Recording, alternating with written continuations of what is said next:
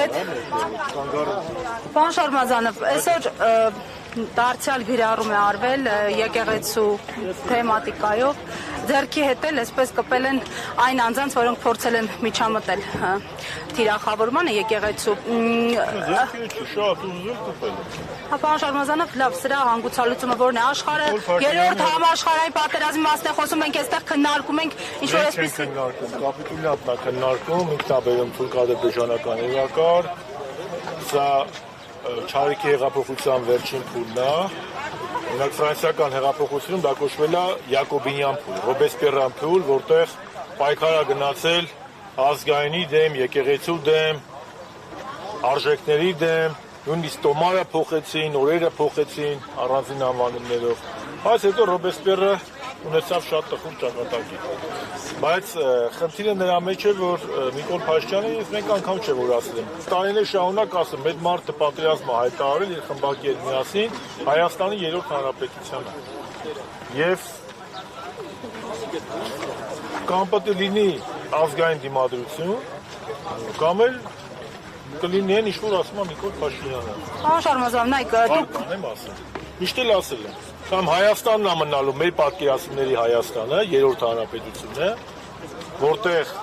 անկախության հռչակագիրը ունի առանցքային տեղ ու նշանակություն, կամ էլ Նիկոլ Փաշինյանը կբերի Էրմենիստանի կամ վիլայեթացման գաղափարը։ Ինչպես է ստացվում, որ Փաշինյանը միշտ հաղթանակած է դուրս գալիս այդ պատերազմից։ Ես պետք է պատասխանեմ այդ հարցին։ Որպես ընդդիմադիր։ Ցավոք։ Պարոն Շարմազանov, տարածաշրջանի ասենք դեռ։ Պարոն Շարմազանov, տարածաշրջանային իրավիճակին անդրադառնալով, ովքեր են այսօր մեր հնարավոր դաշնակիցները առկա մարտահրավերները դիմագրավելու գործում եւ ինչ միջոցներով պետք է պայքարել, չգիտեմ, Իսրայել-Իրան հակամարտությունը ավելի սրել են մարտահրավերները, որոնք ունի Հայաստանը, հատկապես երբ որ Նախիջևանը այս պահին համարվում է ամենաթեժ կետերից մեկը, ոչ միայն զորավարժությունների առումով, այլև կուտակված զինտեխնիկայի, ասում են ճանապարհ են լայնացրել, ով է այսօր մեր դաշնակիցը, որ կարող ենք այս իրավիճակում դիմագրավել։ Նախ մենք պետք է հասկանանք, մենք ուզում ենք ազգային պետություն ունենանք, ուզում ենք անկախ պետություն ունենանք, ուզում ենք լինենք սուբյեկտ, թե ուզում ենք լինել Թուրքիայի կցորդը։ Գիտեք, իրավիճակը շատ բարդ է, ես չեմ ուզում էմոցիոնալ իրավիճակ, էմոցիոնալ գնահատականներ տամ, սա արդեն տարածաշրջանային պատերազմ չէ, սա գլոբալ պատերազմի է վերածվում եւ ակնհայտ է, որ Իրանա-իսրայելական պատերազմի այսօր 5-րդ օրն է, Աստված մի արասը, եթե զարգացումները գնան, ես չեմ կարող ասել, թե ինչպիսի ոչ միայն տարածաշրջանային ռեգիոնալ, այլ նաև գլոբալ առումով ինչպիսի բացասական ու միգուցե գործանար հետևանքներ ունենան, ոչ միայն տարածաշրջանային, այլ մեզ համար։ Այդ դեպքում Հայաստանը այս պարագային Պարոն Շարմազանով ինչպես պետք է դիրքավորվի։ Հայաստանը նախ եւ առաջ արդեն խնդրեմ ունի, որ այս իրավիճակում Նիկոլ Փաշինյանն է Հայաստանի ղեկավարը, սա շատ բարդ է, բայց շատ բարդ է հիմա քննարկումը, այսինքն մենք ունենք մի առումով իշխանություն, որը չի ոչ պրոֆեսիոնալ է, ոչ իրականացնում ազգային քաղաքականություն, մյուս կողմից գլուխը կոխել է հողի մեջ եւ ասում է ոչ մի ես նոր ընթերցում էի Փաշինյանի թիմակիցների կարծիքները, հենց իրավիճակա ոնց որ կյանք ուրախ, ապրուստը ձրի, ոչ մի վտանգ չկա, ամեն ինչ նորմալ է, հիշեցին իրավիճակը, երբ որ պատերազմից առաջ 44-րդ Ֆրանսիայի ղեկավարն ասել արխային եղեք Թուրքիան չի խառնվի, ես մի կողմից պանիկային եմ դեմ մերի ջան, պանիկա լավ բանի չի բերի, բայց այս իրավիճակում ունենալ նման էմոցիոնալ, նման չհաշկվարկված քայլեր կատարող վարչապետ, սա շատ վտանգավոր է։ Էլ չեմ ասել, որ այս փուլում պետք է հնչի միասնության կոչ, զսպվածության կոչ, իսկ Նիկոլ Փաշինյանը զսպվածության փոխարեն պատերազմը հայտարարում, եկեղեցին քիչ է հիմա այ բարերարներին է պատերազմ հայտարարում ու հայ ժողովրդին։ Բայց միգուցե դրա մեղավորը եւ բարեյարներն են, եւ մենք ենք, եւ եկեղեցին է, մենք եւ հասարակությունն է, որ ինքը դեռ եթե վարչապետը բա պետք է ասի։ Հիմա խոսելու ժամանակներն ավարտվել են, էլի։ Քաղաքականության մեջ կարևորը ոչ թե զազրախոսելն է, այլ արդյունքն է։ Տեսնենք, եթե Նիկոլ Փաշինյանը մնաց, ուրեմն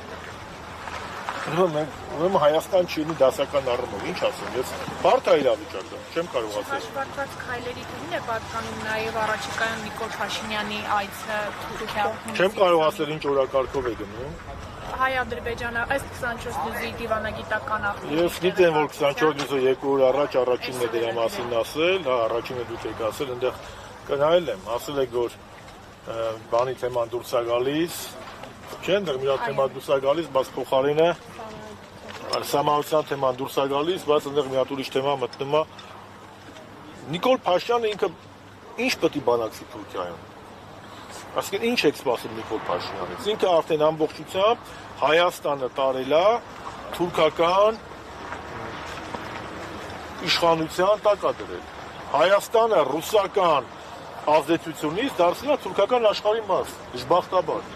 Նիկոլ ասում են Ռուսաստանը պատերազմի մեջ է, Իրանը փաստորեն այսօր էլ պատերազմի մեջ է, մենք այլ ընտրանքներ պետք է փնտրենք, մենք այլ ընտրանքներ փնտրելու ճանապարհին ենք։ Թուրքիան էլ բանը, էլի պատերազմից հեռու է, էլի Կիպրոսը պապս էր օկուպացրել, Սիրիան պապս էր մտել, հա, կամ իրա։ Այս Թուրքիան էլ խաղաղասեր ապրում է։ 44 օրյա պատերազմում խոսքի ուրիշ երկրի բայրակթարներն են խփում։ Այս Թուրքիան էլ մաս Թերեզան է, մենք էլ վրեքներից խաբար չկա։ Ասում են երկխոսության այլ ընտրանքը որն է։ Երկխոսությունը, բայց սա երկխոսություն չի, սա մենախոսություն է։ Նիկոլ Փաշինյանը կրկնում է, ինձ մի կետ կարող եք ասել, որ հայ-ադրբեջանական կամ հայ-թուրքական հարաբերություններում այս վերջի 7 տարում սպասարկել է Հայաստանի Հանրապետության պետական շահ։ Մենակ չասեք, պատերազմը կանոնացրել է։ Պատերազմը գիտեք ստրկության մեջ էլ է պատերազմը։ Օրինակ Ստամբուլի հայկական համայնքը խաղաղ ապրում է։ Ես պետական գործիչ եմ եղել, ես էմոցիոնալ հայտարարությունների կողմ չեմ, դեմ եմ, պանիկային դեմ եմ, երկում հայ-թուրքական հարաբերությունները շատ կարևոր են, բայց մենք կարմիր գծեր պետք է ունենանք։ Նիկոլ Փաշինյանի թիմը բոլոր կարմիր գծերը տնորելով